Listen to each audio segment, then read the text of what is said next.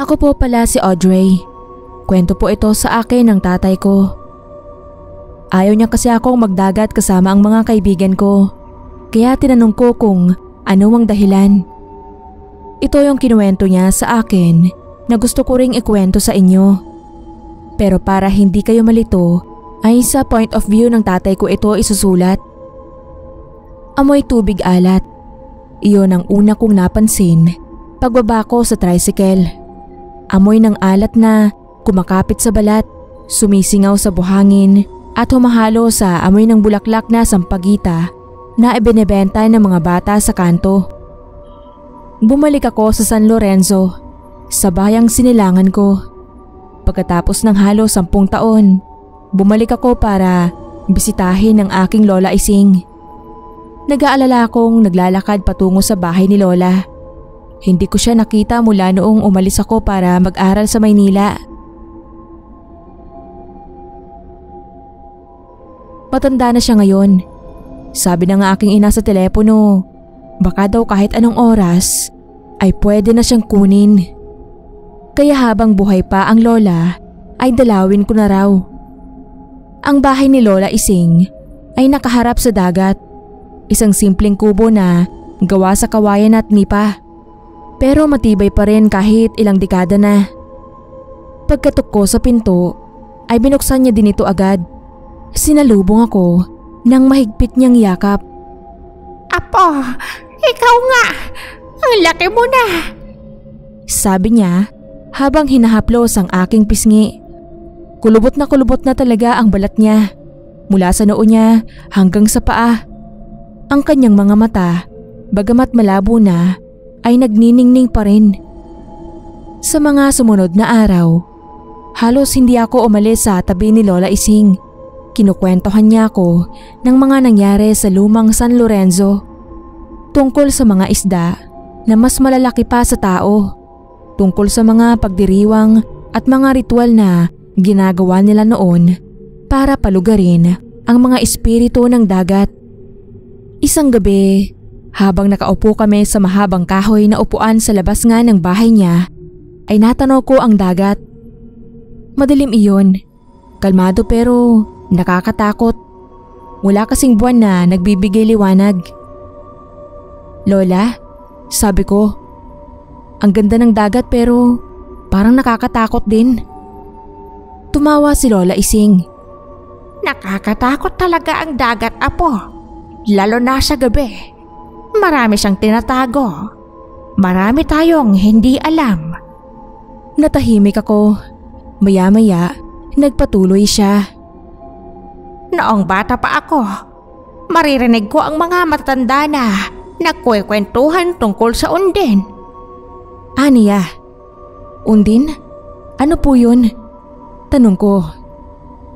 Mga babaeng naninirahan sa ilalim ng dagat. Sila ang nagbabantay sa karagatan. Kung minsan, umaakyat sila sa lupa para humanap ng mapapangasawa. Mag-ingat ka, Apo. Huwag kang magtatagal mag-isa sa baybayin kung gabi na. Inisip ko na kwentong bayan lang yun. Pero may kakaibang lamig akong naramdaman sa aking likod. Kinabukasan, nagpasya akong maglakad-lakad sa baybayin. Gusto kong magpahangin, mag-isip-isip. Malayo na ang narating ko nang mapansin ko ang isang bagay na nakahukay sa buhangin. Isang lumang nabubulok na kahon. Dahan-dahan ko itong hinukay. Mabigat ito. Nang buksan ko, tumambad sa akin ang isang kwintas. Hindi basta-bastang kwintas dahil gawa ito sa mga ngipin. Parang ngipin ng tao. Nagsimula akong kabahan. Pag-uwi ko sa bahay, tinanong ko si Lola Ising tungkol sa kwintas. Nanlaki ang kanyang mga mata nang makita niya ito. Saan? Saan mo nakuha yan? Tanong niya. Nanginginig ang kanyang boses. Sa baybayin, Lola. May masama po bang nangyari? Huminga ng malalim si Lola Ising. Yan ang kwintas ng kapre ng baybayin. Sinabi nila na kung may mahanap kang ganon, Ibig sabihin, may gustong kunin sa'yo ang dagat. Hindi ako nakasagot. Natakot ako. Ano naman ang gustong kunin sa akin ng dagat? Nang gabing iyon, hindi ako makatulog. Paulit-ulit kong nakikita sa aking isipan ang kwintas na gawa sa ngipin. Bumalikwas ako ng tayo para uminom ng tubig. Pagdating ko sa kusina ay narinig kong may kinakausap si Lola. Lumapit ako sa bintana. Nakita ko siya, nakaharap sa dagat, nakaluhod. Huwag ninyo siyang kunin. Ako na lang. Kunin ninyo na lang ako. Sigaw niya. Napahawak ako sa aking bibig. Hindi ko malaman kung sino ang kausap ni Lola at kung bakit gusto niyang siya na lang ang kunin. At doon ko din naalala yung kwintas ng ngipin. Palabas na ako ng pinto para iuwi si Lola sa bahay nang biglang may nakita akong anino sa dagat. Isang malaking anino. Para itong babae. Mahaba ang buhok nun at papalapit iyon kay Lola. Dali-dali akong tumakbo palabas. Hinila ko si Lola Ising. "Lola, halika na! Pumasok na tayo sa loob!" Pero huli na ang lahat. Mula sa dagat, may lumabas na kamay. Isang malamig, maputlang kamay. Hinila nito si Lola Ising papunta sa dagat. Sumigaw ako. Sinubukan kong pigilan si Lola Ising pero masyado itong malakas. Hinihila niya pababa, papalayo sa akin. Hanggang sa tuluyan na siyang nawala sa dagat. Tumahimik ang lahat. Tanging ang hampas ng alon ang naririnig ko. Agad akong tumawag ng tulong at may mga naghanap din na tanod at ibang residente kay Lola. Pero umabot ang isang buwan ay hindi na talaga siya nahanap at idineklarang patay na. Mula noon ay hindi na ako pumupunta sa dagat, lalo na sa San Lorenzo, ang lugar na kumuha sa buhay ng pinakamamahal kong lola.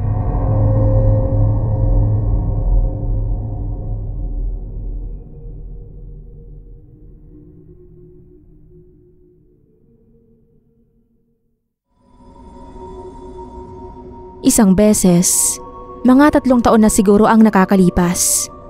Bumalik ako sa probinsya namin sa Quezon. Tag-ulan noon, pero tuwing umaga, may ilang oras na maaraw. Kaya nakakapangisda pa rin yung mga tao. Wala namang kakaiba, normal lang. Hanggang sa isang araw, may natagpuan silang bangka na palutang-lutang sa may baybayin.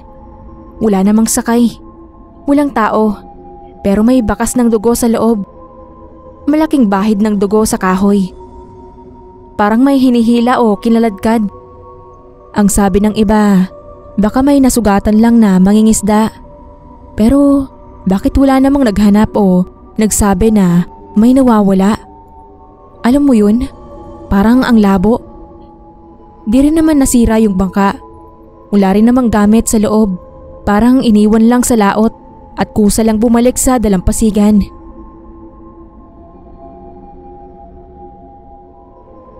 May mga matatanda sa amin na nagsabing wag na wag naming gagalawin yung bangka.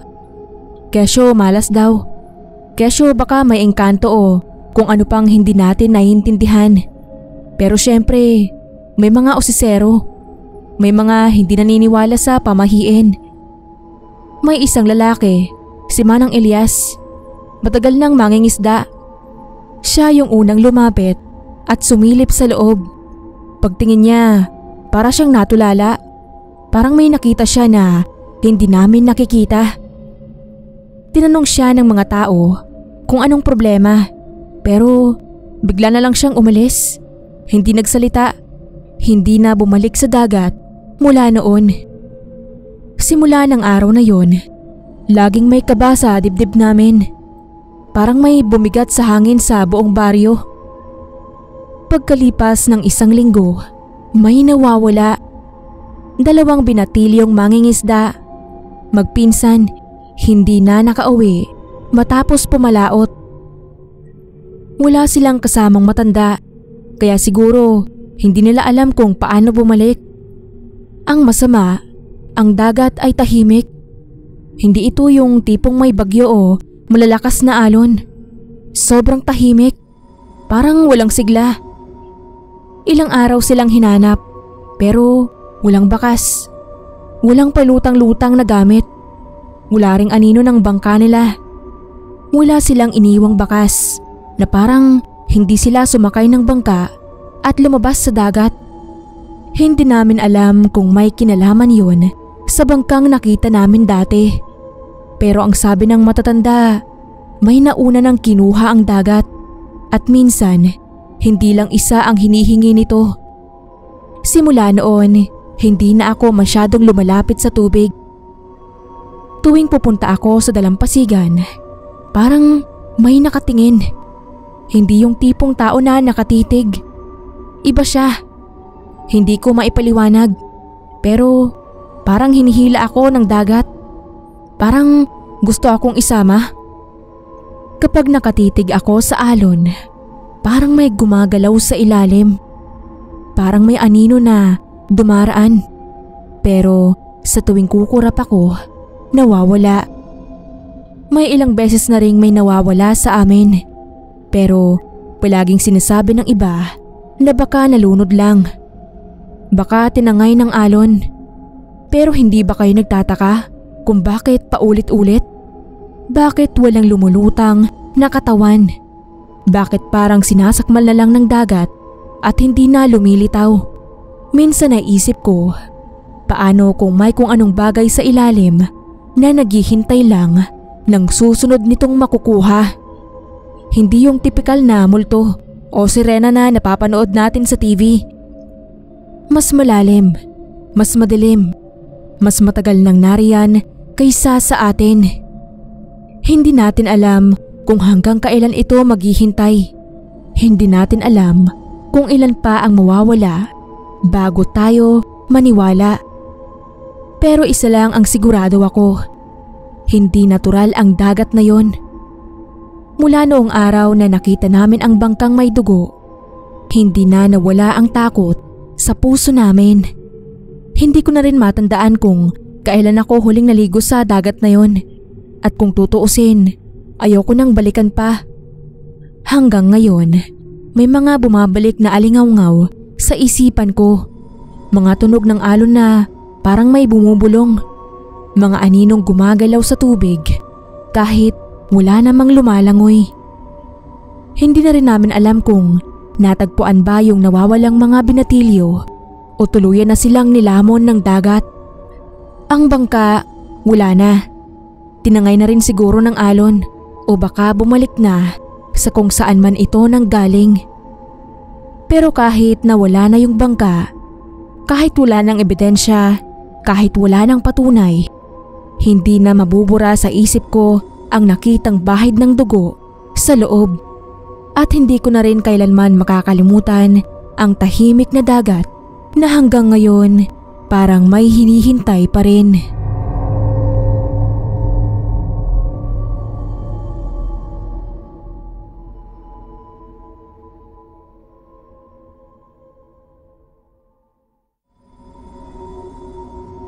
Ako po si Marga at ako pa naman yung tipo ng tao na hindi madaling matakot. Pero iba kasi pag ikaw na mismo yung nasa sitwasyon. Naging lifeguard ako sa isang maliit na resort sa Batangas. Yung tipong hindi naman sikat pero laging dinadayo kasi maganda yung dalampasigan. Tahimik lang, simple. Tapos ang babait pa ng mga lokal. Alam kong may mga kwento-kwento na di raw dapat lumalangoy ng gabi. Pero syempre, bilang lifeguard, trabaho kong siguraduhing ligtas lahat.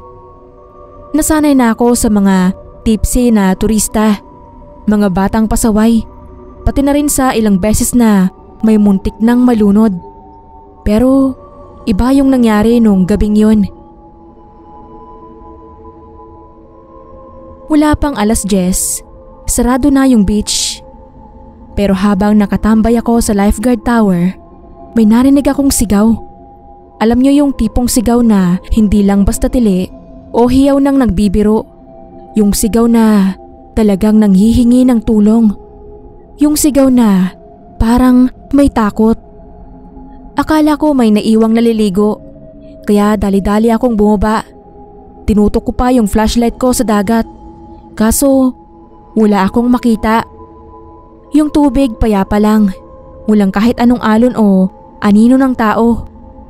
Wala rin akong marinig na buhos ng tubig. Yung parang may nagpupumilit lumutang o may naghahabol ng hininga. Pero swear, rinig na rinig ko yung sigaw. Parang ang lapit-lapit lang. Parang galing sa mismong harapan ko. Kaya kahit na parang may bumigat sa dibdib ko, tumakbo pa rin ako papunta sa shore. Sinisilip bawat sulok. Tinatawag kung may tao pa. Walang sumagot. Wala akong nakitang kahit anong bakas na may naliligo pa. Pero ramdam ko, may mali, may kulang, may hindi tama. Gusto kong isipin na baka guni-guni ko lang, na baka pagod lang ako.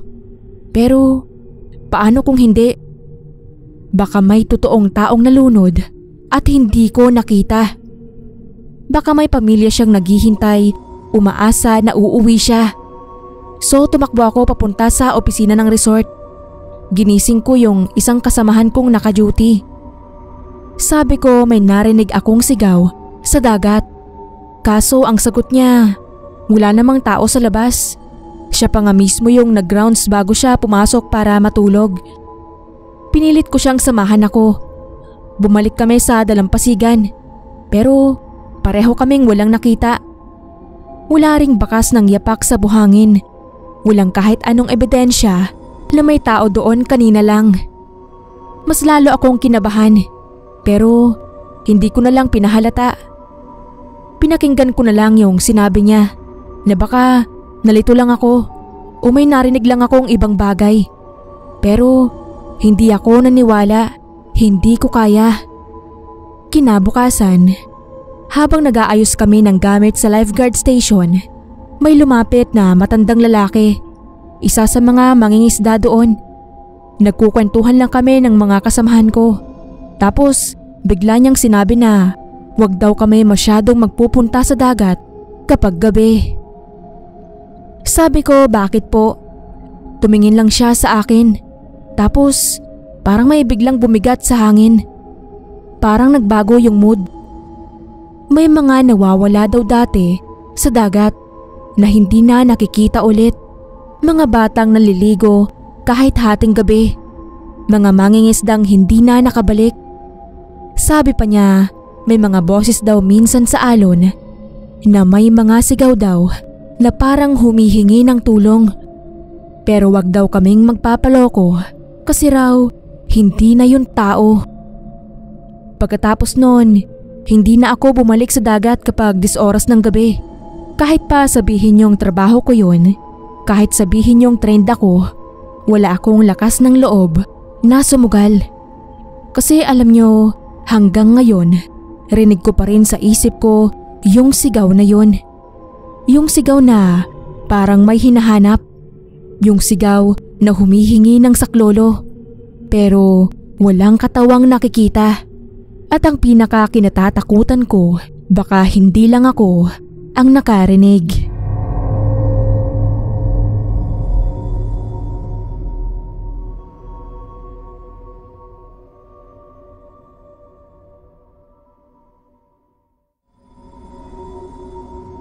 Matagal na po to, pero hanggang ngayon, ramdam ko pa rin yung kilabot tuwing naiisip ko yung gabing yun. Laking probinsya ako, sa isang maliit na bayan sa tabing dagat. Sobrang saya tumira ron. Simple lang ang buhay. Maagang gumigising para bumili ng pandesal sa kanto. Hapon-hapon nasa dalampasigan kasama ang mga pinsan. Naghahabulan sa buhangin. Pero hindi lahat ng alaala sa lugar na yun masaya. Merong isa na kahit anong pilit iwaksi sa isip, hindi ko magawa. Noong high school ako, madalas akong maglakad-lakad sa dalampasigan tuwing madaling araw. Hindi dahil sa trip ko lang, kundi kasi maaga akong nagigising. Sanay ako sa tunog ng alon, sa amoy ng alat ng hangin, sa malamig na simoy na parang niyayakap ka. Pero isang umaga, napansin ko yung kakaiba. May mga bakas ng paa sa buhangin, pero walang kahit sinong tao. Ang weird lang, kasi sa oras na yun, dapat may mga mangingisda nang bumababa sa bangka o mga nagja-jogging sa tabing dagat. Pero wala. Tahimik ang paligid. Parang ako lang ang buhay. At yung mga bakas ng paa, hindi normal na yapak. Diretso lang. Parang walang timping bigat. Parang hindi dumidiin sa buhangin ng dagat. Sa umpisa, inisip ko baka may nauna lang maglakad. Tapos natabunan na ng hangin yung ibang parte, kaya hindi nabuo. O baka may batang naglaro tapos umalis agad. Pero kinabukasan, ganun na naman. At kinabukasan ulit, nandun pa rin. Hindi lang basta-basta bakas ng paa, kundi parehong posisyon, parehong direksyon, parehong ayos. Nasa parehong spot sa dalampasigan. Parang hindi natatangay ng hangin. Parang hindi nasasapawan ng alon. Lalo akong kinilabutan nung napansin kong walang bakas pabalik. Pinilit kong ipaliwanag sa sarili na may simpleng dahilan. Baka may lumabas ng madaling araw. Baka may naglalakad ng paatras. Baka may batang naglalaro ng hindi ko napapansin. Pero habang tumatagal, mas lalong bumibigat sa loob. Minsan, sinubukan kong tapakan yung mga bakas para makita kung malalampasan lang ba ng alon o mawawala. Pero kinabukasan, nandun na naman. Wala akong makitang naglalakad, pero may mga yapak na lumilitaw sa buhangin. Isang umaga, nagdesisyon akong antayin kung sino o ano ang nag-iiwan ng bakas. Hindi ako natulog nung gabing yon. Tiniis ko yung antok at lamig. Lumabas ako bandang 3:00 ng madaling araw at umupo sa isang bato malapit sa dagat. Himik lang ang paligid. Wala masyadong ihip ng hangin. Puro lang lagaslas ng tubig. Ilang minuto akong naghintay. Pilit na pinapakalma ang sarili kahit ramdam ko na yung kaba sa dibdib. Tapos dahan-dahan nakita kong may lumitaw na mga yapak sa buhangin. Wala akong nakitang tao. Wala akong nakikitang anino. Pero kitang-kita ko kung paano unti-unting nagkakaroon ng bakas ang buhangin. Isa-isang lumalabas, papunta sa direksyong hindi ko alam kung saan patungo. Hindi ko alam kung paano ako nakatakbo pa uwi. Hindi ko na inisip kung may humabol ba sa akin, kung may narinig ba akong tunog, kung may naramdaman ba akong malamig sa likod ko. Basta tumakbo lang ako hanggang sa makarating sa bahay. Hindi na ako lumingon, hindi na nag-isip. Kinaumagahan, hindi na ako bumalik sa dagat at simula nun, hindi na rin ako naglakad-lakad ng madaling araw. Makalipas ang ilang taon, nalaman kong may lumang alamat sa amin tungkol sa isang lalaking nalunod sa dagat pero hindi raw natagpuan ang katawan. Sabi ng matatanda, minsan daw may mga kaluluwang hindi matahimik. Patuloy pa rin naglalakad, hinahanap ang daan, pabalik. Ayokong isipin na ganon ang nangyari. Pero kahit ano pang paliwanag, kahit ano pang dahilan, hindi ko pa rin kayang sagutin kung kanino ang mga paa sa buhangin.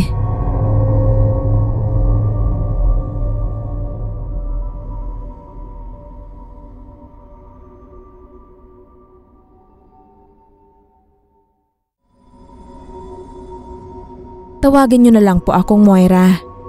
Nakatira po kami malapit sa dagat at pangingisda ang hanap buhay namin. Madalas pumalaot ng maaga ang tatay ko upang mangisda. Madaling araw pa lang ay nasa laot na ang tatay para mangisda. Kung hindi niya kasi aagahan, mas matatagalan siya lalo mangisda. Minsan ay sumasama ako sa tatay para mangisda. O kaya'y nasa pampang ako para manguha ng alimango, suso, at kung ano-ano pang lamang dagat na pwede naming maiulam. Malapit nang dumilim noon at kasama ko ang nakababata kong kapatid na nangingilaw o naghahanap ng hipon sa dagat. Ipinangpapain kasi namin yon kinaumagahan. Papauwi na din kami noon dahil high tide na. Inayos namin ng kapatid ko yung mga gamit namin, saka naglakad pa uwi. Habang naglalakad ay bigla akong may narinig. Hindi ko alam kung instrumento iyon o boses ng tao, pero ang ganda ng tunog. Parang umaawit at inaakay ako para sundan ang boses nila. Yun nga din ang ginawa ko. Sinundan ko yung boses at akay-akay ko ang noon ay 7 taong gulang ko pa lang na kapatid. Habang lumalapit kami ay tumataas din ang tubig na dinadaanan namin. Parang nawawala na din ako sa sarili ko noon dahil umiiyak na pala ang kapatid ko, pero hindi ko yun napapansin. Nasa may bewang ko yung tubig at sa may parteng may malalaking bato ko naririnig yung mga himig. Bago pa kami tuluyang makalapit ay biglang sumigaw yung kapatid ko. Doon na din ako natauhan. May humihila na pala sa paa niya. Kaya pala ang higpit ng hawak niya sa kamay ko. At kung hindi pa dumiin sa balat ko yung mahaba niyang kuko ay hindi pa ako matatauhan. Agad ko naman siyang hinila papunta sa akin at tinadyakan naman kung sino man ang humihila sa kanya sa tubig. Siguro dala na din ng adrenaline ay napapasobra ata ang sipa ko, kaya nabitawan na din siya nung nakakapit sa kanya. Agad kong kinarga yung kapatid ko at muntik ko pang mabitawan yung balde na pinaglagyan kong hipon. Tumakbo na ako noon papuntang Pampang. Dama ko yung kaliskis at lamig nung sinisipa ko. Akala ko nga ay isda. Pero nung nasa bahay na kami ay nakita ko ang hugis kamay na pulang marka sa paa ng kapatid ko. Kinuwento ko kay inay at itay ang nangyari. Napagalitan pa kami at bakit daw kasi kanina pa ay hindi na kami umuwi. Kung hindi pa daw kami napagdiskitahan ng sirena ay hindi pa daw kami uuwi. Kapag daw may narinig kaming ganoon ay umuwi na daw. Ay baka imbis na pang ulam ay baka kami pa ang ulamin ng mga lamang dagat na yon. Pagkatapos noon, hindi na kami pumunta sa Pampang ulit. Kinuha na din pala kami ng tita ko na nasa Caloocan para doon mag-aral. Wala din kasi silang anak ng asawa niya, kaya niya kami kinuha. Nakwento namin sa kanya yung nangyari at pati pala siya ay muntik na ding makuha nun. Kung hindi pa daw siya nakita ng lolo ay baka wala na daw siya ngayon. 5 taon na po kaming hindi nakakauwi sa amin at wala na din kaming balita kung nagpapakita pa rin yung sirena. Pero ang alam ko lang, may iilan-ilan daw na nawawala na hindi na nahanap pa.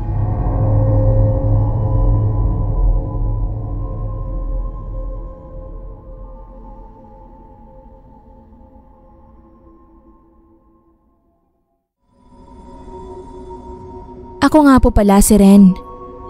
Nasa dagat po kami noong nangyari sa akin itong experience ko.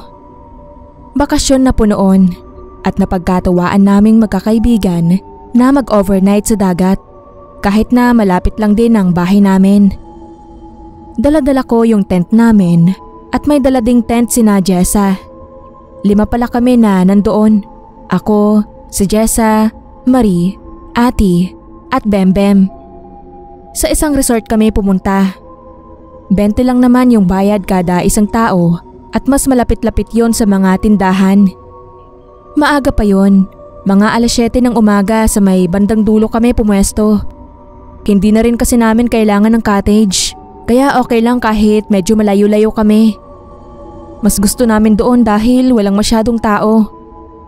Tinayo na rin namin yung 2 tent at doon namin sa loob nilagay yung mga gamit namin.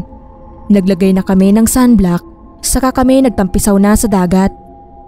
Mag-aalas 4 na noon nung napag-isipan naming mag-bonfire. Bumili muna kami ng panggatong sa labas ng resort at isang bote ng gas. May marshmallow at hotdog din si Bembem na dala, kaya hindi na kami bumili.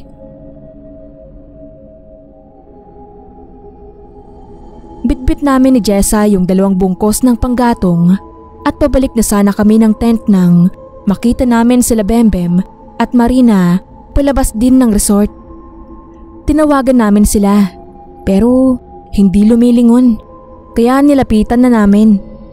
Paglapit namin ay sila Bembem nga, pero parang hindi kami namumukhaan at takang-taka kung bakit namin sila nilapitan. Imposibleng hindi sila yon dahil parehas ang suot nila ngayon sa suot nila kanina nung iniwan namin sila. Kahit anong tanong namin sa kanila ay hindi sila sumasagot at nakakunot na ulang.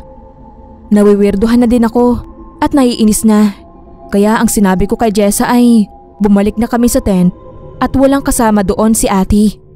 Nakita ko pang inirapan ni Jessa yung 2 bago tumalikod at sa pagkakakilala ko kay Marie ay nanabunot yon kahit pabiro kapag iniikutan siya ng mata.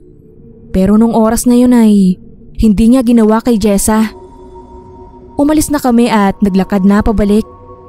Habang nasa daan ay napagkwentuhan pa namin yung 2. Nung paglingon ko ay nakatitig pa sila sa amin, pero maya-maya ay tumalikod na rin at umalis na ng resort. Pagbalik namin sa tent ay bumungad sa amin si Ate na nire-ready na yung hotdog at marshmallow na lulutuin sa bonfire. Kinuwento namin yung kawerduhan ng 2 at napakunot noo siya. Sinabihan niya kami na tignan yung tent. Pagtingin namin sa tent ay nandoon yung 2 at tulog na tulog. Yakap-yakap pa ni Marie yung unan na dala niya.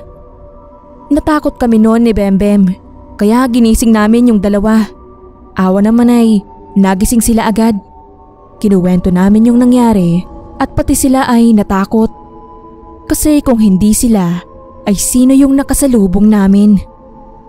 Inirapan pa ni Jessa sina Marie at sinabing baka gino-joke time niya kaming 2. Pero sinabunutan naman siya ni Marie at sinabing kanina pa sila nasa tent at hindi sila umaalis doon. Kakalinis lang din ng buhangin sa paa nila. Paano daw yung matatanggal agad kung naglakad sila palabas? Tinignan nga namin at malinis nga ang paa nila. Nagkatinginan lang kami ni Jessa at sabay pang kinilabutan.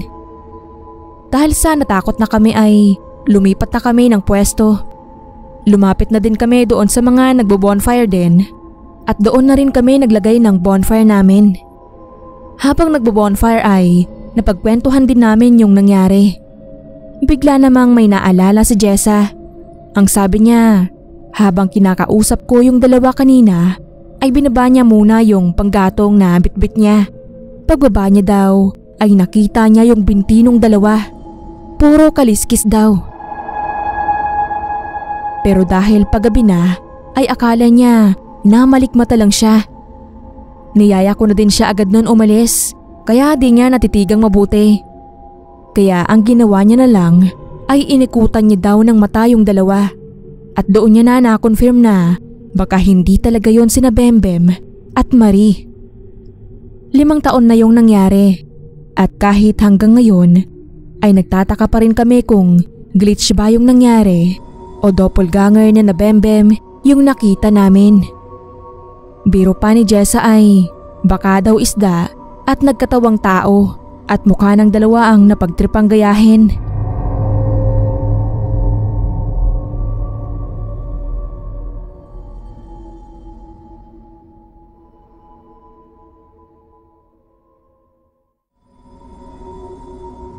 May kwentong bayan po sa amin at bata pa lang ako ay narinig ko na. Ako po pala si Shane. Nangyari po yung kwentong ito noong 1960 o 1970. Yung lugar namin ay malapit sa dagat. May ibang parte na baybay dagat, may mabato at meron ding bangin na pwedeng talunan. Lahat yan ay pwedeng pagliguan depende na lang sa trip ng lalangoy. Pero may isang parte na pinagbabawal talaga. Kung wala si Raulo mo ay naturalmente na lang din hindi ka maliligo doon. Dahil bukod sa napakataas na bangin nun ay paniguradong tatama ang katawan mo sa naglalakihang bato sa baba ng bangin. Dahil wala namang nagtatangka doon ay hindi nilagyan ng kahit anong karatula ang lugar. Kung hindi lang nangyari ang isang aksidente. Tawagin na lang po natin siyang Mileta. Araw na ng pag-iisang dibdib nila ng nobyo niyang si Alejandro. Ngunit sa araw ng kasal nila ay walang Alejandrong dumating. Hindi alam ni Mileta ang gagawin dahil sa pagkabigla. Ayon sa kwento ay alam naman na ni Mileta na hindi na siya mahal ng nobyo. Pero dahil mayaman ang magulang ni Mileta ay hindi na nito nagawang makipaghiwalay sa kanya. Gustuhin man siyang pakawalan ni Mileta ay hindi niya rin kaya dahil mahal na mahal nito ang nobyo. Ang hindi niya lang inakala ay iiwan pala siya ng nobyo sa harap ng altar at maging mga bisita upang makipagtanan sa bago nitong nobya. Sa sobrang lito at sakit ng nararamdaman ni Mileta ay tumakbo siya papalayo sa simbahan at napadpad siya sa tabing dagat. Doon daw may nakakita kay Mileta na iyak ng iyak. May mga gustong lumapit sa kanya noon pero mas pinili nilang hayaan na lang si Miletang ilabas lahat ng sakit sa dibdib niya. Pumunta sa may parteng bangin si Mileta at doon nagsisigaw habang umiiyak. Isinusumpa ko mula sa inyo at sa mga susunod na henerasyon ng lahi niyo. Mararamdaman niyo lahat ng sakit at hinagpis na naranasan ko. Hindi kayo magiging masaya! Ang huling salita nito ay ang pagsusumpa sa dating nobyo at sa bago nitong nobya. Pagkatapos nun ay walang ano-anong tumalon si Mileta sa bangin. Doon na rin siya naabutan ng pamilya niya pero huli na ang lahat. Nakita na lang na naghihingalo si Mileta sa may baba ng bangin. May mga sinasabi pa raw ito bago tuluyang nawala ng hininga. Sa labis na pagkapahiya at paghihinagpis dahil sa sinapit ng kanilang unika iha, ay pinahanap ng Don Arturo si Alejandro at ang nobyo nito. Pero parang palos ang dalawa dahil hindi mahuli-huli. Gusto ding gantihan ng pamilya ni Mileta ang pamilya ni Alejandro kung hindi lang ito napigilan. Dahil wala naman itong alam na hindi pala sisipot si Alejandro sa kasal. Ang hindi nila alam ay magkakatotoo ang sumpa ni Mileta. Pagkatapos ng 7 taon ay bumalik sa bayan sina Alejandro. Kasama nito ang babaeng ipinalit niya kay Mileta. Buntis ang babae pero napasela ng pagbubuntis nito. 7 beses na din itong nakunan. At kung hindi pa tinakot ni Alejandro na hihiwalayan ay hindi ito sasama sa kanya pag-uwi. Hindi ko na masyadong alam ang sunod na mga nangyari. Pero isang bata lang ang naging anak ng dalawa. At sa mga sumunod na henerasyon ay lagi silang nagkakaproblema sa mga napapangasawa. Yung iba namamatayan daw lagi ng asawa pagkatapos manganak at iba naman ay iniiputan sila sa ulo. Meron pang mamamatay tao at kriminal. Walang tumatanda sa kanila na kasama pa rin ang asawa. Sa tingin ko ay dito na magtatapos ang sumpa. Yung huli kasing lahi nila ay naging isang pari. Magsi-50 taon na itong pari at malapit na ring magretiro. Sa katunayan ay sa simbahan kung saan nga dapat magpapakasal sina Mileta at Alejandro, ito nakadestino. Sa 5 taon niya na naroon ay hindi nito nakakalimutang bendisyonan ng bangin kung saan tumalon si Mileta.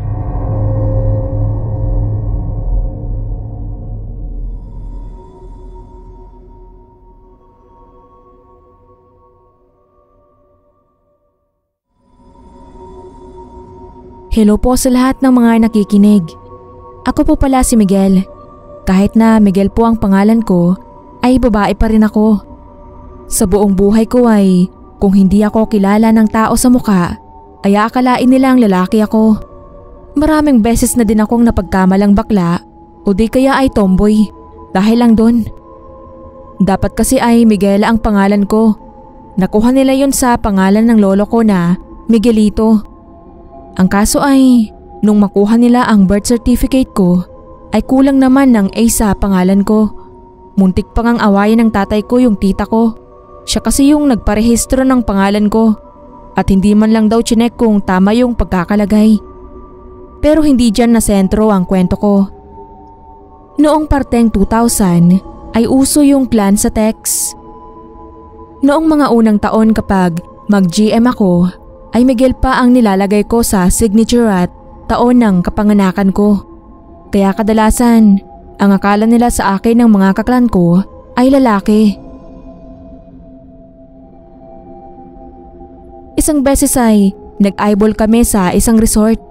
Maganda yung resort at maganda din ang alon ng dagat. Yung mga taga malalapit na bayan lang pumunta at na-inform noon.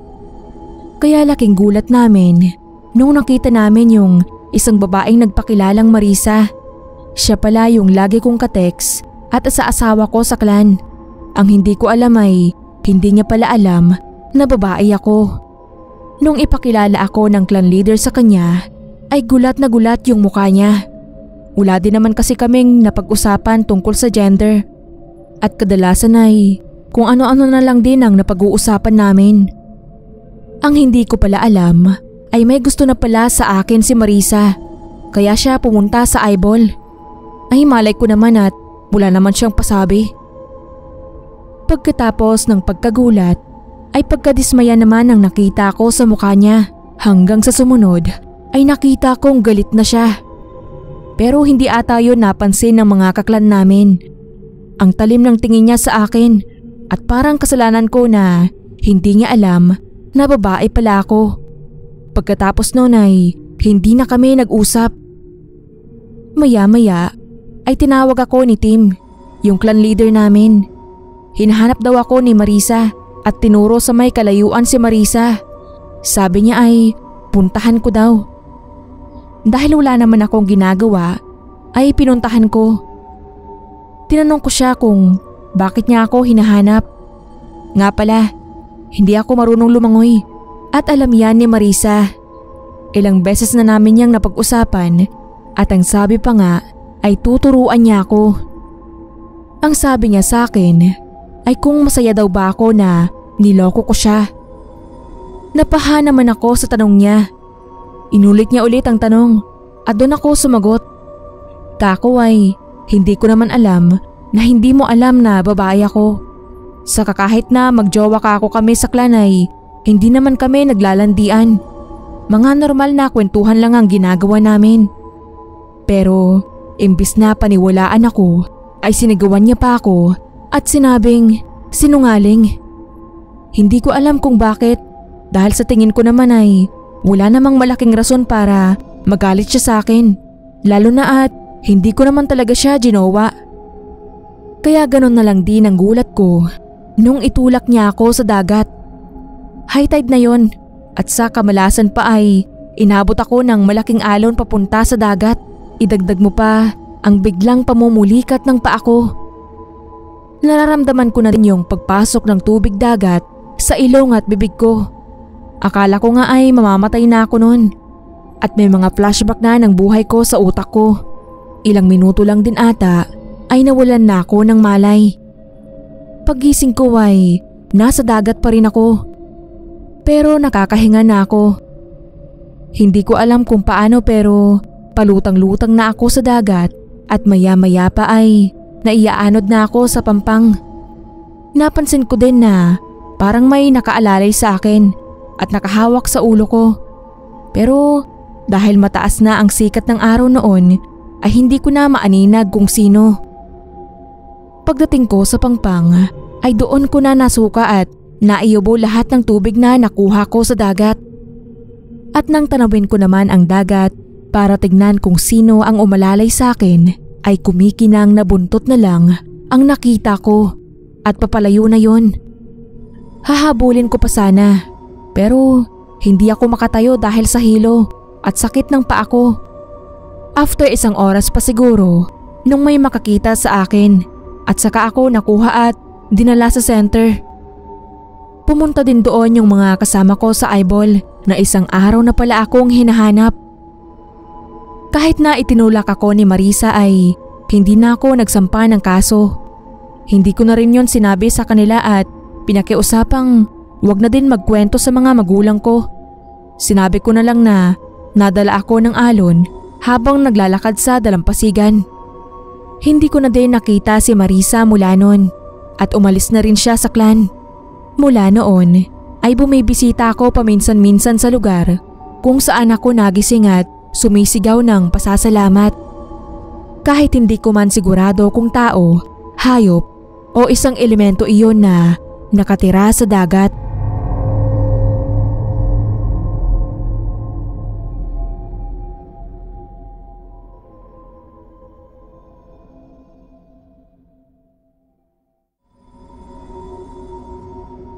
Ako po pala si Kikay.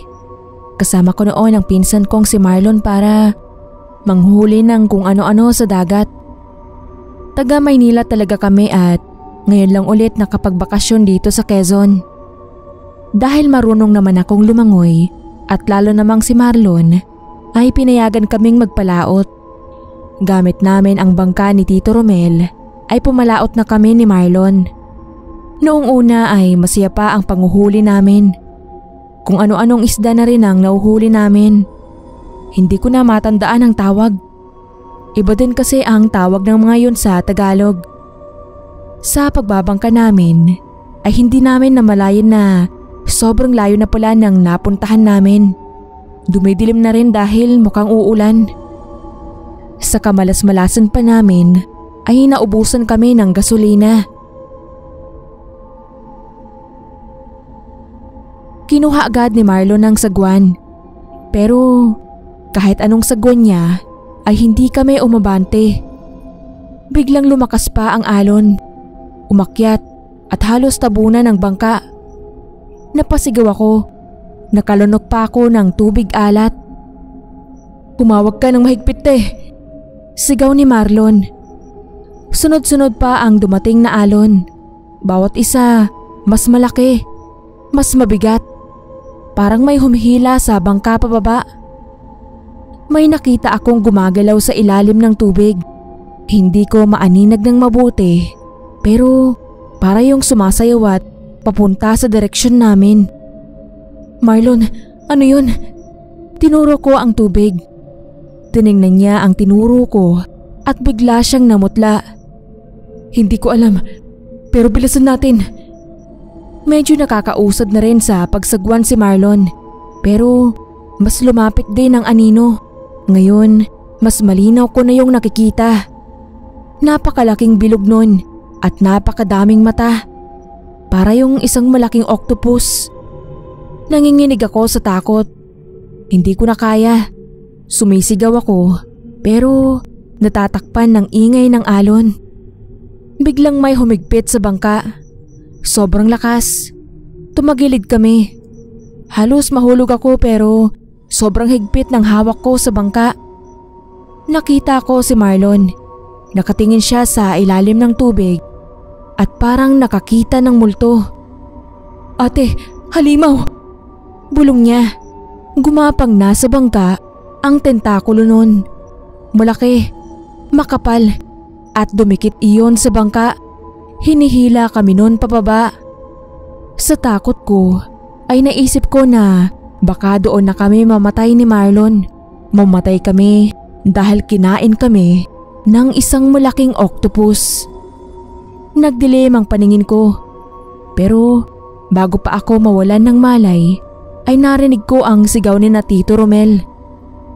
Nang magising ako ay nasa ospital na ako. Nasa kabilang kama lang si Marlon at gising na rin. Sinundan pala kami nila Tito Romel at buti na lang daw at ginawa nila. Alam daw nila ang tungkol doon sa halimaw na gustong kumuha sa amin kaya din daw nila kami sinundan. Kung nahuli pa daw sila ay baka hindi na kami nakita pa.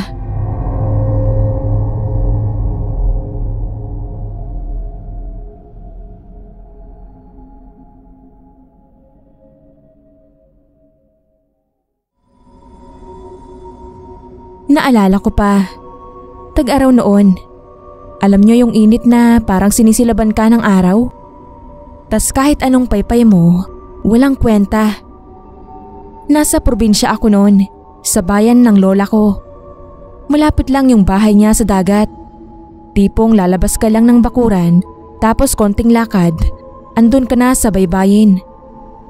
Wala akong ibang ginawa, kundi magtambay sa tabing dagat. Minsan mag-isa, minsan kasama yung mga pinsan ko. Pero may isang araw na talagang hindi ko makakalimutan. Hindi ko nga alam kung dapat ko pa itong ikwento, pero andito na rin naman tayo, di ba? Maaga pa lang noon pero ang dami ng tao sa dalampasigan. Sabi ng mga matatanda, may natagpo ang bangkay sa may batuhan. Alam nyo naman dito sa atin, usisero at usisera lahat. Kahit wala naman dapat puntahan, pupunta pa rin basta may chismis. Sumama ako sa mga pinsan ko. Sa totoo lang, ayoko dapat makita, pero parang may humihilas sa akin papunta doon. Alam niyo yung pakiramdam na parang alam mo nang hindi mo magugustuhan, pero hindi mo pa rin mapigilan yung sarili mo. Tas ayun na nga. Pagdating namin, may mga pulis na. Nakapalibot yung mga tao. May ilan pang nakatakip yung bibig nila na parang masusuka. Nung nasilayan ko yung bangkay, pakiramdam ko parang nanigas yung buong katawan ko. Lalaki siya, walang suot na pang itaas. Ang itim-itim ng balat niya, parang sunog. Yung mga mata niya, nakadilat pero parang walang buhay kahit napatay na siya. Pero ang pinaka nakakatakot, yung mga sugat niya sa katawan. Parang kinakain ng asin. Para siyang niluto ng dagat. Wala raw nakakaalam kung sino siya. Wala namang nag-report na may nawawalang mangingisda o turista. Ang sabi-sabi, baka daw nalunod sa malayo, tapos inanod papunta sa dalampasigan namin. May nagsasabi rin na baka raw biktima ng kung ano, kasi yung sugat niya parang hindi lang basta sugat na nalunod. May mga hiwa sa braso niya, sa likod, pati sa muka. Yung tipong parang sumubok lumaban pero natalo.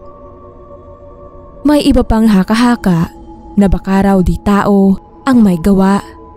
Dito kasi sa atin, hindi mawawala yung kwento ng mga engkanto ng lamang dagat, ng kung ano-anong nilalang na hindi natin nakikita pero nandyan lang sa paligid.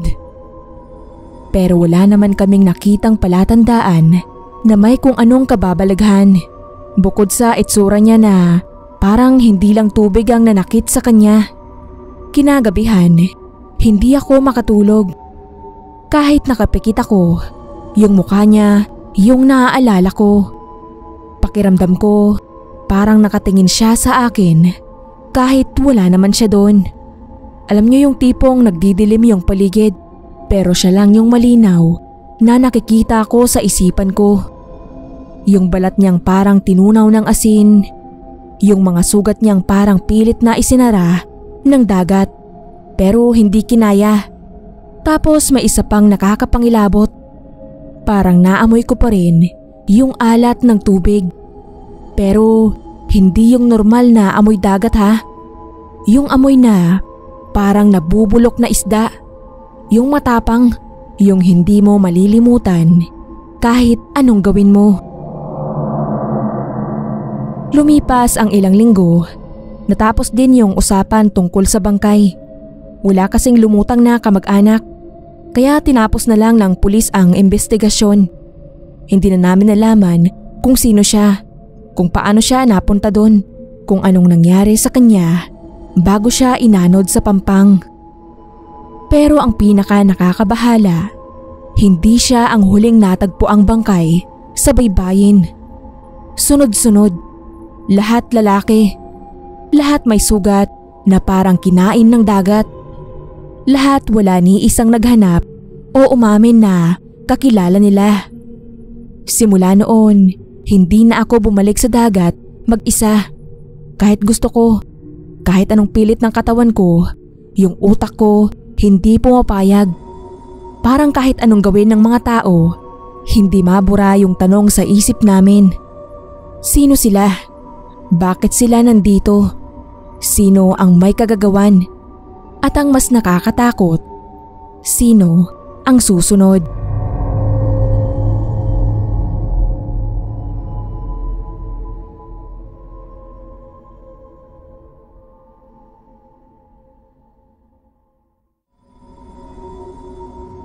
Hindi ko talaga dapat ikwento to kasi mas lalo lang akong binabalik sa gabing yun. Pero ewan ko ba? Baka naman kapag naikwento ko ng buo, baka mas gumaan sa dibdib ko. Ilang taon na rin ang lumipas, pero hanggang ngayon, naaalala ko pa rin ng buo. Parang pelikulang tumatakbo sa utak ko. Ako si Ira.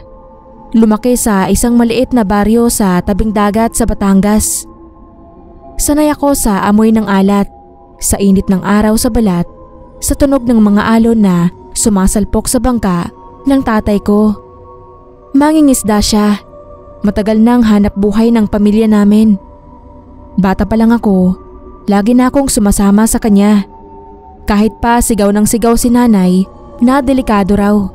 Pero yun na yun eh. Parte na ng buhay namin ang dagat. Hindi mo naman iisiping may masama palang pwedeng mangyari sa lugar na matagal mo ng bahay. Noong gabing yun, ako mismo ang nakiusap kay tatay na sumama. Mahina ang huli ng mga nakaraang linggo. Kaya sabi ko, gusto kong tumulong. Dagdag mata, dagdag kamay. Masaya pa ako noon. Parang may adventure lang. Paalis na kami noon sa laot. Madilim ang paligid, tahimik ang dagat, parang walang hangin, parang walang galaw. Sabi ni tatay maganda yon kasi ibig sabihin kalmado ang tubig. Pero iba ang pakiramdam ko eh. Hindi ko maipaliwanag, pero parang may bumabara sa dibdib ko. Parang may kung anong hindi tama. Pero sige lang, sakay, layag, sisid, parang normal lang. Hanggang sa lumalim na ang gabi. Hanggang sa lumubog na siya. Ang sabi, sanay na raw si tatay sumisid. Alam niya kung hanggang saan ang kaya niya. Pero mali yun. Wala namang sanay sa dagat. Wala namang mas marunong pa sa alon. Sinisid niya ang lambat. Tinahak niya ng tinahak. Narinig ko pa ang paglangoy niya sa ilalim. Pero maya-maya, wala na. Hindi ko agad namalayan kasi akala ko normal lang, baka bumuelo lang, baka may kinukuha. Pero dumaan ang ilang minuto, wala pa rin.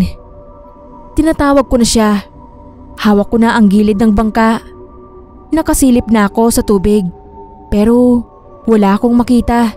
Hindi ko na alam ang gagawin ko noon. Gusto kong lumandag, gusto kong sumisid din. Pero anong laban ko sa dilim ng dagat? Ang hirap huminga. Para akong nalulunod sa sarili kong katawan.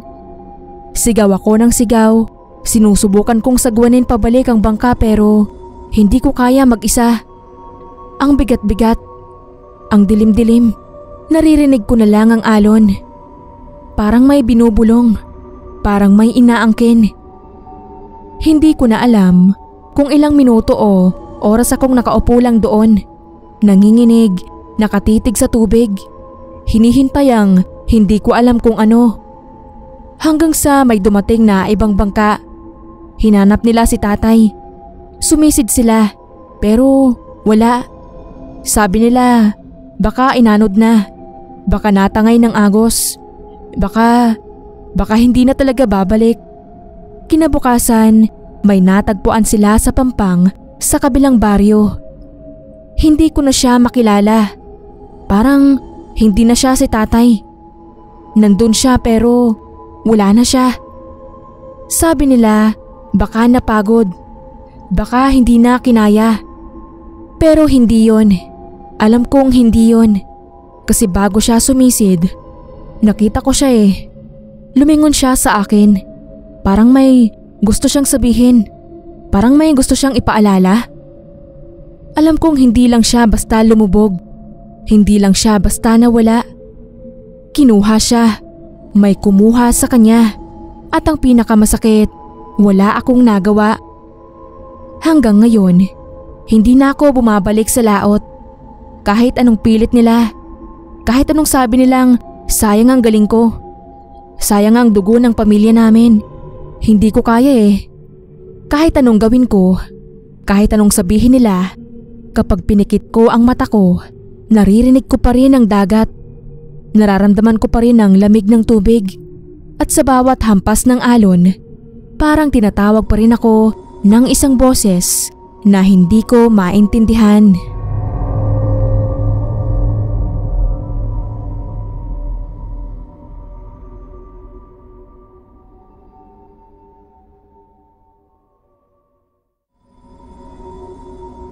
May mga bagay na kahit anong gawin mong paglimot, bumabalik pa rin. Minsan sa panaginip, minsan sa tunog ng alon, minsan sa tahimik na gabi na bigla ka na lang malulunod sa sarili mong alaala. Hanggang ngayon, hindi ko pa rin alam kung paano ikukwento to ng hindi bumibigat yung dibdib ko. Pero sige, pakinggan nyo na lang. 3 kaming magbabarkada noon. Matagal nang magkaibigan. Yung tipong kahit hindi araw-araw nagkikita, solid pa rin. Nung araw na yon, nagkayayaan kaming pumunta sa isang beach sa probinsya. Di naman sikat, di rin masyadong dinadayo ng turista. Pero sabi ng kakilala namin, maganda raw doon. Tahimik, presko, swak lang para sa gusto naming overnight trip. Wala namang masama. Di naman kami napalayo sa mga tao. May signal pa nga. May mga bahay rin malapit sa dalampasigan. Pero, ewan, parang may mali na pala. Simula pa lang. Di lang namin napansin. Ang saya ng first night namin. Parang bumalik yung dati. Yung tipong tawa lang ng tawa. Inuman sa tabing dagat. Kwentuhan ng kung ano-ano. Kahit paulit-ulit na yung kwento, nakakatawa pa rin. Hanggang sa naisipan naming maligo sa dagat kahit gabi na. Wala namang alon. Sobrang kalmado ng tubig. Halos walang hangin. Parang ang perfect pa nga para magbabad sa tubig habang tuloy lang yung kwentuhan. Pero alam nyo yung pakiramdam na parang may nakatingin sa'yo kahit alam mong kayong 3 lang nandun. Ganon yung pakiramdam ko. Akala ko ako lang, kaya hindi ko pinansin. Hindi ko na maalala kung anong oras kami lumabas ng tubig. Pero bigla na lang namin napansin na wala na si Janine. Dati siyang varsity swimmer. Hindi siya yung tipong basta-basta lang matatangay ng alon. Kaya nung una, inisip lang namin na baka nag-joke lang. Baka tinatakot lang kami. Baka lumangoy lang palayo. Tapos biglang lilitaw na parang wala lang. Pero ilang minuto na, sigaw na kami ng sigaw ng pangalan niya. Wala. Ang tahimik ng paligid. Wala kang maririnig kundi yung alon na parang nananadya. Yung tubig na parang walang alam sa nangyayari. Tapos yung lamig. Hindi na siya lamig ng tubig. Hindi na siya lamig ng hangin. Iba siya. Ramdam mo sa loob mo. Sa buto mo, sa dibdib mo. Doon kami nagpanik. Tumakbo kami sa mga bahay malapit sa dalampasigan. Humingi ng tulong. May ilan pang tumulong sa amin maghanap. Sumisid pa yung iba. May nagdala ng flashlight. Pero wala. Para siyang biglang nawala. Kinabukasan, dumating yung mga awtoridad. May mga nag-search and rescue. May mga bangkang lumibot sa paligid. Pero wala pa rin. Paulit-ulit kaming tinatanong kung anong nangyari. Paulit-ulit naming sinasagot. Pero kahit kami, hindi namin alam. Wala kaming sagot. Hanggang ngayon, hindi pa rin siya natatagpuan. Wala man lang katawan. Wala man lang bakas kung saan siya dinalan ng tubig. Hindi ko na rin kayang bumalik sa dagat nang hindi kinakabahan. Kahit sa simpleng tunog lang ng alon, parang bumabalik lahat. Lalo na tuwing gabi. Lalo na kapag sobrang tahimik ng paligid. Parang may kulang. Parang may nawala na hindi na babalik.